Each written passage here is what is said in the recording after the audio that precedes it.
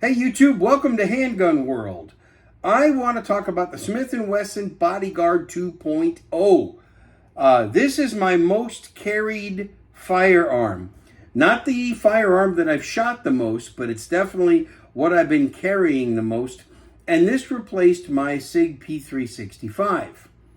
The 365 up until recently was the most carried pistol that I own. I have a lot of firearms, but let's talk about the Bodyguard 2.0. A lot of people out there have reviewed it.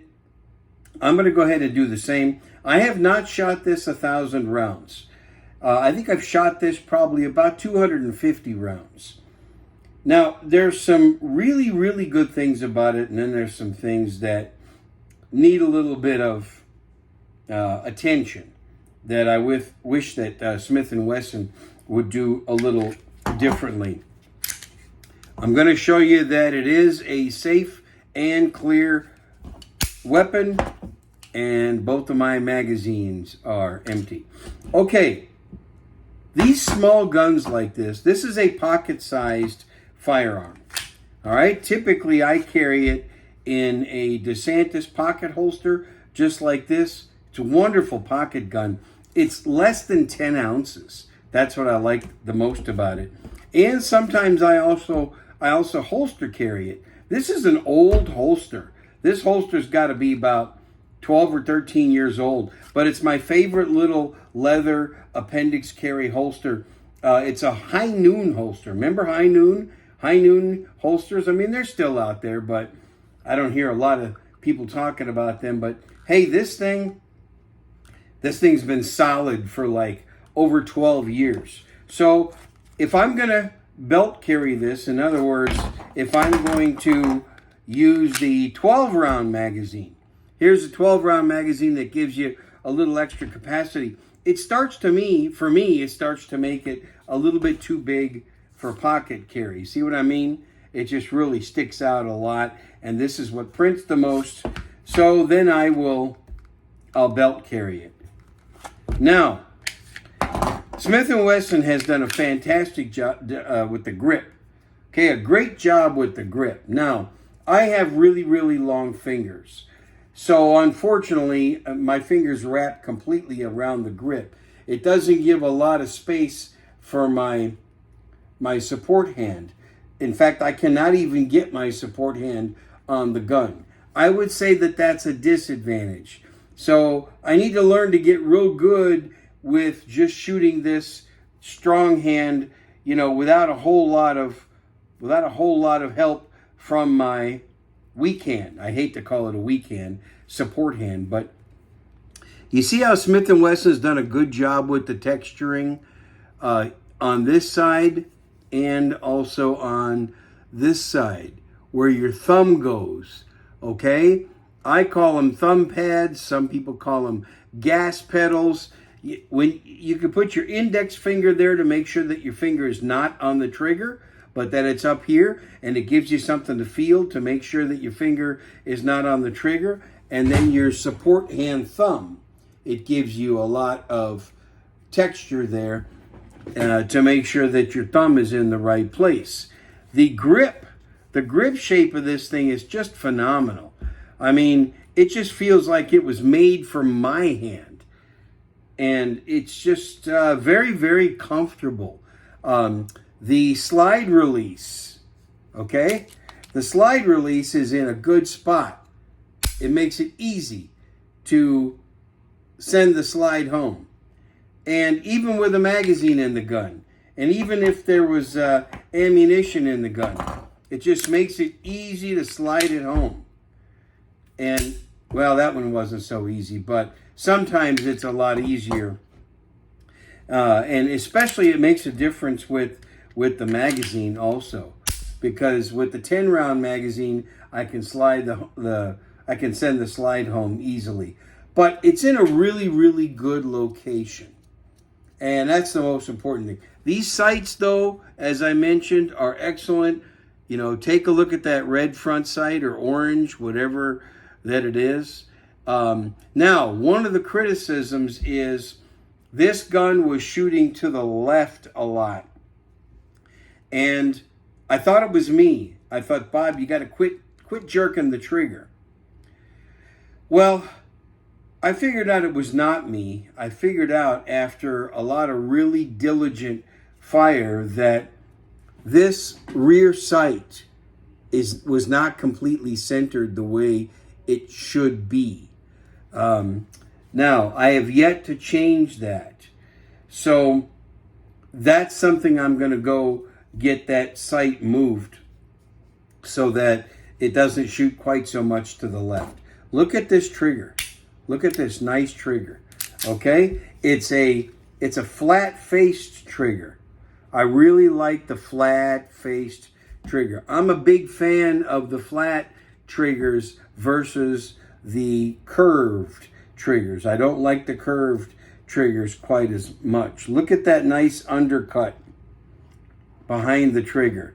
That's really important. Look at the shape of this, how it, the front strap here, it comes out and then it curves in and it's undercut nicely. It just really lets the hand fit in there nicely. There is a nice beaver tail. However, I have a bad habit because of shooting Glocks for years and years. Let me turn around, see if I can show you this. I have a bad habit of getting the back, there we go, getting the back of my hand a little bit too high. And when that slide comes back, it has a tendency to get just a little bit too close to my hand. So what I need to learn to do is to back that off a little bit and not be quite so high up here on the pistol like that, but back that off a little bit so I don't get slide bite. I thought that this beaver tail was going to stop that, but not quite. But still, it's good. This is something I can change just with my grip. The other thing I like are the slide serrations. Okay? These slide serrations make it very easy. Very easy to rack the slide this way and, of course, this way. So I like that because it's just great. It's excellent. Gives you many options for handling the gun. The mag button. The mag button's in a perfect location, especially with my long fingers. It's just in an absolutely perfect location that when I need to, I can get rid of that mag so easily. I mean, it's amazing. And this trigger is just very, you know, there's a take up. Let's go this way. There's a take up, but then it's a very defined wall, and then it's just a nice clean break. I mean, most of these small guns have horrible triggers. Not this one. This has an excellent trigger. And the reset on this trigger, a little bit long, but crisp, firm, and boom, right into the next shot. It's been incredibly reliable. I did have, the gun itself has been incredibly reliable. Not one malfunction. The 11-round magazine that came with the pistol, I did have a problem.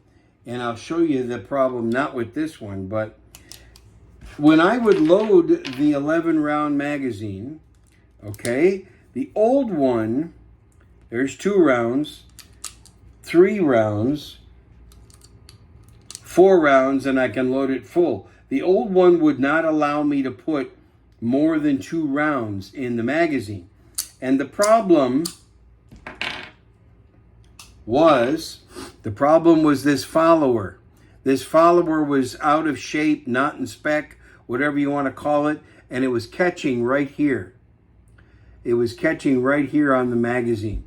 And I called Smith & Wesson, great customer service. They sent me a new one, free of charge. That's customer service.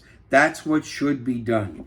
Smith & Wesson's customer service, for me at least, has been excellent. They have a lifetime warranty on all their pistols. This one is no exception. So if you want, and by the way, 380 doesn't bother me, especially that I can put 12 rounds in this magazine Did I call it an 11 round mag? Maybe I called it a 12. But it's a 12 round magazine plus one. I can have 13 rounds of 380. If I'm using real good quality ammo, I'm confident with 12 or 13 rounds of 380. I mean, I think that's going to do a good enough job of protecting me. And because it's so light, okay, so light with the 10 round magazine, I think its empty weight is less than 10 ounces. Think about that. That's pretty good. Less than 10 ounces. That makes it great for pocket carry. And I can't say enough good things about this gun. The only bad thing I've covered is sometimes you have to watch this 12 round magazine. It's also hard to get the 12th round in there, but I think that's going to loosen up. And some people complain that when you disassemble this gun and you put it back together, that it's hard to get the recoil spring in. I did not have that problem with this one.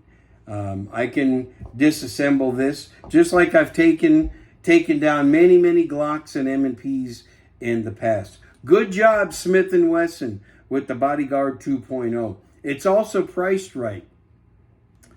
That's all I got to say about this. Please like this video, subscribe to my channel, put your comments below. Check out my channel here at Handgun World. Remember to support me on Patreon if you want more good videos like this. I already have about, I think, 30 or 40 customized videos on my Patreon page now. Customized, and there's a lot of good training information, handgun training and interviews with a lot of experts. So down below in the comments is going to be my Patreon link. Thanks for watching. Remember to shoot straight, shoot safe, read your Bible every day, and I'll talk to you again on the next video.